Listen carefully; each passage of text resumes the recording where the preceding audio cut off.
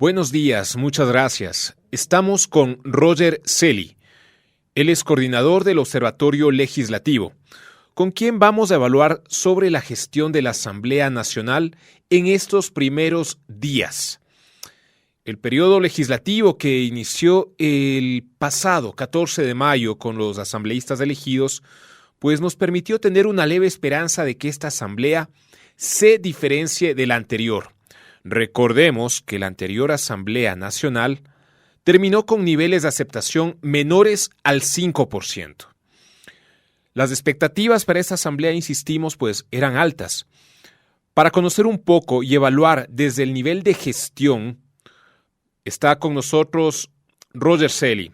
Roger, bienvenido, muchas gracias por acompañarnos. Cuéntenos, ¿cuál es la evaluación a nivel de gestión que ha tenido la Asamblea Nacional durante estos ya casi 100 días? Hola Andrés, y también un saludo a su distinguida audiencia. Muchísimas gracias por la invitación a Observatorio Legislativo. Yo quisiera empezar esta entrevista diciendo que estos bajos niveles de aceptación que usted bien menciona de la Asamblea Nacional pasada, ahora de esta Asamblea Nacional, son producto de una eterna crisis de ética parlamentaria. Esta crisis de ética lo que ha hecho es opacar la gestión legislativa y de fiscalización que hace el Parlamento ecuatoriano. Es importante señalar que estos primeros 100 días de gestión de la Asamblea Nacional solo le alcanzaron para demostrar que es más de lo mismo, corrupción y reparto. Sin perjuicio de esto, se debe decir con mucha claridad que hay honradas excepciones, que son nada más y nada menos que 102 legisladores que aún no se han autoarrojado al escarnio público por presuntas, pero usted sabe, siempre evidentes faltas a la ética pública. En materia de legislación, es importante señalar que la Asamblea Nacional ha hecho un trabajo que, como le digo, ha sido opacado por los escándalos, un trabajo que desde nuestra perspectiva es no óptimo, porque la Asamblea Nacional ha aprobado 4 leyes, pero por cada ley aprobada ha aprobado también 5 resoluciones, y el problema con estas exhortos, resoluciones y demás es que no tienen un carácter jurídico vinculante, pero no hay que denostar estas resoluciones también porque muestran una posición política del Parlamento ecuatoriano ante un determinado tema de carácter nacional, de carácter político, económico y social.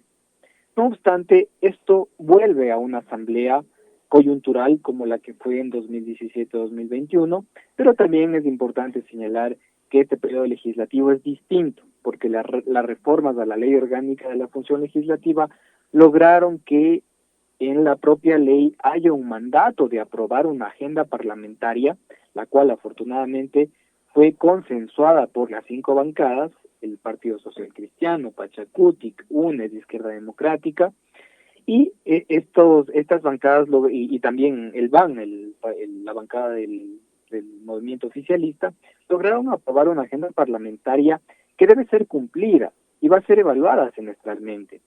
100 días y parece que la mejor noticia que nos ha dado la Asamblea es que fueron retiradas las vallas que rodeaban el complejo legislativo, permitiendo el paso peatonal en el sector. Pero enfocándonos un poco en la parte legislativa de la Asamblea Nacional, quizás le estamos pidiendo mucho a la Asamblea porque existen 5 fuerzas partidistas delimitadas, donde nadie tiene los 70 votos. Entonces, quizás estamos exigiéndole mucho a la Asamblea Nacional. La Asamblea Nacional ha logrado trabajar en diversidad. El Parlamento ecuatoriano lo demostró aprobando una agenda parlamentaria.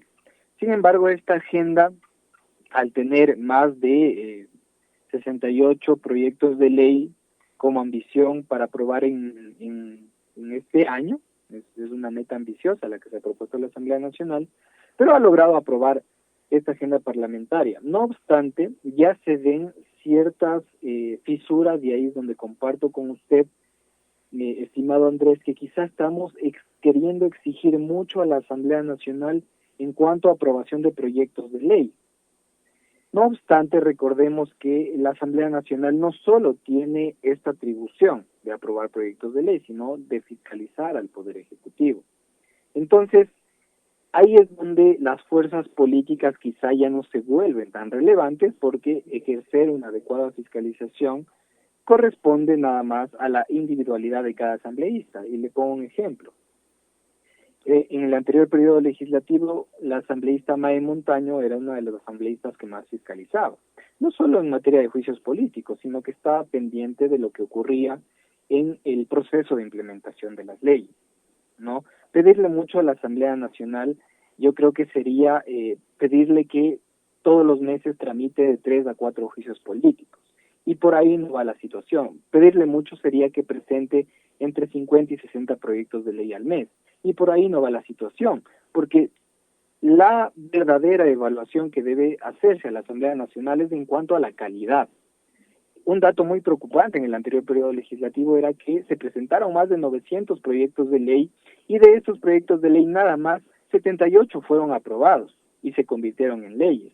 Ahora tenemos 33 proyectos de ley presentados en lo que va de estos 100 días, y esperemos que nos siga subiendo este número, porque la Asamblea, insisto, pedirle mucho es pedirle calidad, ¿no? Pero pedirle que actúe con probidad no es pedirle mucho. Las fuerzas políticas, si bien es cierto, son diversas, pero la calidad que puede gestionar cada despacho, cada asambleísta e incluso cada partido. Nosotros vemos con mucha expectativa que, por ejemplo, Pachacutic ha presentado 8 proyectos de ley y es una de las bancadas que más proyectos ha presentado, y estos proyectos tienen el respaldo partidista, porque están alineados a una agenda parlamentaria que fue consensuada. Izquierda Democrática, UNES, el Partido Social Cristiano y la bancada oficialista de gobierno, la bancada de Acuerdo Nacional, han presentado en promedio 5 proyectos de ley. Esperamos que la Asamblea, y pedirle mucho, es que se concentre en tramitar estos proyectos de ley y estas iniciativas que se han presentado, y no traten de seguir presentando más y más proyectos de ley que, y le digo con mucha preocupación también, y a los estimados oyentes, que al menos el 65% de estos proyectos de ley presentados son reformas a leyes vigentes.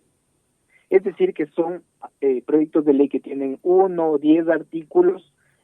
Hay 5 proyectos que, por ejemplo, reforman nada más un artículo, los cuales posiblemente están aún apoyando o aportando para que haya una hiperinflación normativa en el Ecuador. Y esto probablemente podría afectar a la tan sonada inseguridad jurídica del país, ¿no? Entonces, pedirle a la Asamblea calidad, yo creo que es el horizonte, estimado Andrés, pedirle probidad. Y ahí quisiera referirme, ya para finalizar esta intervención, que las reformas de la Ley Orgánica de la Función Legislativa 2020 incluyeron un modelo de gestión llamado Parlamento Abierto. Usted podrá revisar en la Ley Orgánica de la Función Legislativa y en el Reglamento de Parlamento Abierto que este modelo de gestión debe transversalizar la gestión de la Asamblea Nacional en 4 pilares. Transparencia, queremos una Asamblea más transparente. Participación ciudadana, en donde los ciudadanos puedan ser parte de la toma de decisiones. Ética y probidad, que ahora resulta mucho más relevante este pilar.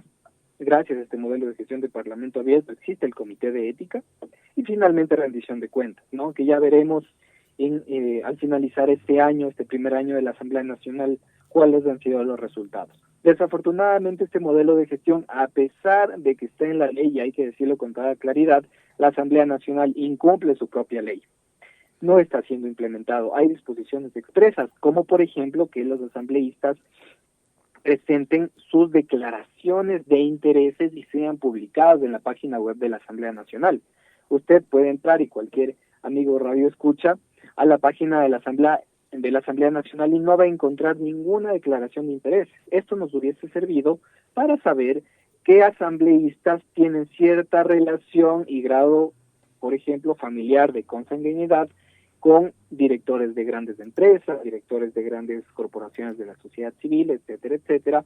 Y la ley también obliga a estos asambleístas que podrían incurrir en un posible conflicto de interés a no votar, a abstenerse de votar. Pero esto no está ocurriendo, estimado Andrés. Y yo le digo, ¿sería mucho exigir probidad a la Asamblea Nacional? De ninguna manera.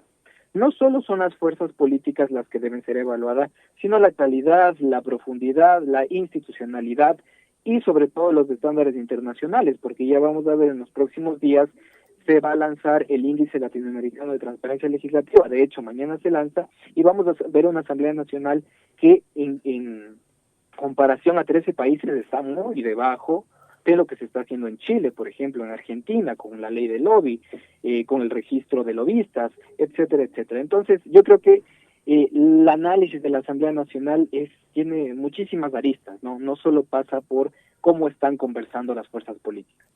En lo que resta del año, que son poco menos de 4 meses, pues, ¿cuáles son las expectativas o cuáles van a ser los proyectos clave que marcarán justamente la agenda en la Asamblea Nacional? Yo creo que hay un cierto pulso en 3 temas en la Asamblea Nacional. Y digo pulso porque se van a medir fuerzas oficialistas y otras bancadas. Se van a medir fuerzas más allá de las declaraciones, que por ejemplo todos sabemos que la Asamblea exhortó el rechazo al CIADI, y ahí se midió una cierta fuerza. Ahora yo creo que hay temas mucho más profundos. Por ejemplo, el domingo, en la víspera, casi una hora antes de cumplirse el plazo, el Ejecutivo presentó sin bombos y sin platillos el presupuesto general del Estado, la proforma presupuestaria. Yo creo que va a ser ese uno de los primeros temas que va a marcar un debate muy interesante en la Asamblea Nacional, y yo con mucha expectativa creería que el Pleno Legislativo va a tomar la mejor decisión en correspondencia con las necesidades del país, puesto que existe la necesidad de que el presupuesto general del Estado sea aprobado y cuente con el respaldo del Parlamento ecuatoriano. Así no fue la forma en la que se ejecutó el presupuesto general del Estado de los 2 últimos años de gestión del presidente Lenín Moreno, y todos sabemos las consecuencias que ocasionó eso. Es muy importante que la Asamblea Nacional brinde el respaldo al Ejecutivo, que observe, por supuesto, que haga modificaciones, que presente sugerencias, porque la Asamblea Nacional directamente no puede modificar la proforma presupuestaria, para que el Ejecutivo ajuste y haya un consenso, ¿no? Ahí se va a medir un primer pulso. Luego, y como es también un debate muy preocupante, todos los jóvenes hemos visto con mucha preocupación que la educación superior está en riesgo. Hay un recorte importante, hay decisiones y políticas públicas importantes que están manejando en materia de educación superior desde el Ejecutivo y que se deberán concretar en las reformas a la Ley Orgánica de Educación Superior, ¿no? A la LOES. En donde se medirán sin lugar a duda fuerzas. Por ejemplo, ya se sabe que la Unión por la Esperanza, UNES, tiene una posición muy marcada en materia de educación superior, y también la bancada oficialista tiene otra posición muy marcada. Ahora veamos qué dice Pachacutic, porque Pachacutic, usted conocerá, estimado Andrés, estimados amigos, logró que la universidad indígena sea ya puesta en vigencia a través de una ley sin el veto del presidente Guillermo Lasso, y ahí sí hubo bombos y platillos afirmando que esta universidad pues va a funcionar plenamente ya con la vigencia de la ley.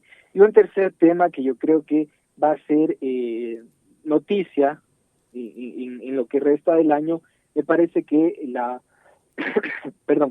ley, el proyecto de ley presentado por Guillermo Lasso, el primer proyecto de ley de hecho presentado en materia de libertad de expresión y comunicación, también va a ser importante. Ese problema, y lo llamo así porque existe una discusión alrededor, el problema de la comunicación sigue siendo debatido. Hay al menos 2 proyectos de ley más presentados que buscan generar un debate de posiciones en materia de comunicación y libertad de expresión, uno presentado por Fernando Villavicencio y la asambleísta Marjorie Chávez, otro presentado por el presidente Guillermo Lasso y otro presentado por la asambleísta Marcelo Holguín, en donde se van a medir de nuevo fuerzas en materia de libertad de expresión y comunicación, siendo importante lo que ocurre en medios públicos, lo que ocurre en los medios privados, la autorregulación, y el debate sin duda alguna se va a poner muy, muy interesante, estimado Andrés. Importantísimo lo que nos acaba de señalar Roger, porque a la larga, dentro del tratamiento de esta ley de libertad de expresión, justamente entramos los medios públicos.